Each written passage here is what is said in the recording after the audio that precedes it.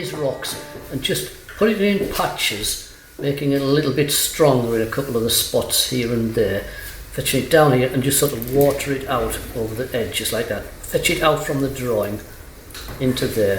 And then the same principle, get a wet Payne's grey, and just float that into them as well. So you're floating the Payne's grey in amongst them, so that you're darkening the stones down. But the yellow ochre is just becoming a little bit more stronger. And again, just water it out.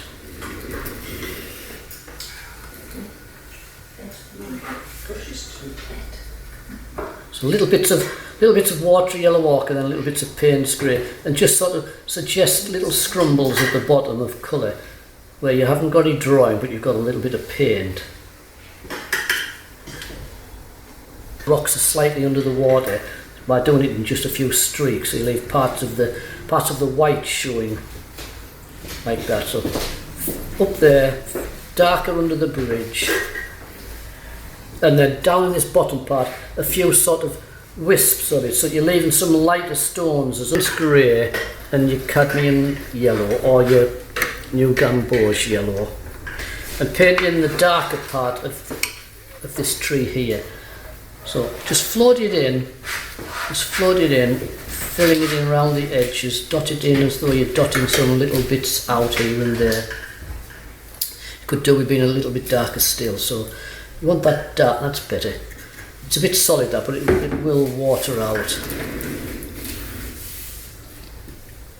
This wants to be a strong colour just up here. So strong around there, round the top of that bush there.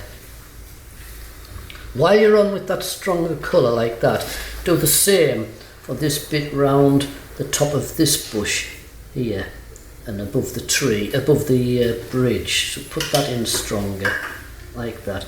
Then go and get your wetter normal yellow, just wet, and water that away, just water it away. Water that away as well up to the top, just dropping it in, a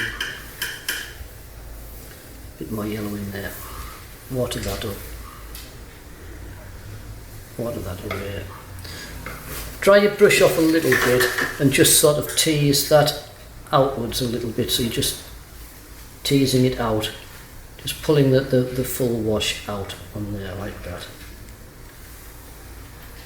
Make that stronger in there, so that's Payne's grey with yellow in, so, and then Payne's grey and yellow down above the bridge.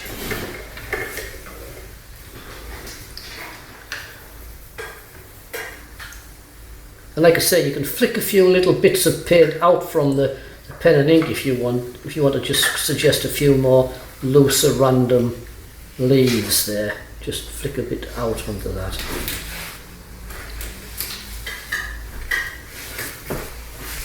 To it rather than the Payne's grey, so add a little bit of French ultramarine into your yellow, so you've got a more bonnier yellow. Have I already done this? Eh? Have I already done this bit?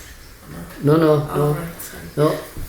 A bonnier yellow and a little bit of blue in, so that you're just getting a nicer green. And use that just above the water on this, next to the bridge, just on this right hand side. And again, same principle, float it in down to your rocks, like that. Dot it in a few spots going away. And then just wet your brush, and just float it back a little bit. So keep it light up this top area, hardly pour any paint in, just keep a few dots. But down the bottom area, just fill it in with a little bit more green. So down at the bottom, just where it's overhanging the bridge, etc., overhanging the stones, a little bit more strength. But coming away, just pale and uninteresting. Just leave that to drift out. Separate, and add to that burnt sienna that's separate, add a little bit of French ultramarine into the burnt sienna. So you're just creating a little bit of brownish shadow. Right, so your yellow ochre first. Yellow ochre first. and just paint your bridge in. What you want to do is when you're painting it in, keep little, just dot it in past. So you've got little bits of just odd patches of a lighter edge across the very top bricks, right? Rather than fill it in solid all the way, leave an odd gap of light edges across the top brick, and then fill it in down into there. Let it run into the stones. Down there, and then with your bit of burnt sienna and blue,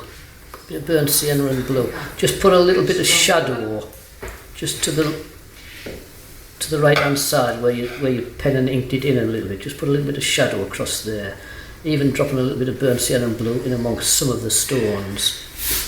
Like that, so you're just getting a little bit of colour into them bottom stones, just there and there. So it's just a yellow ochre wash, leaving a little odd brick catching the light, and then with a bit of burnt sienna and blue, drop it in there and drop an odd patch into the, drop an odd patch of burnt sienna and blue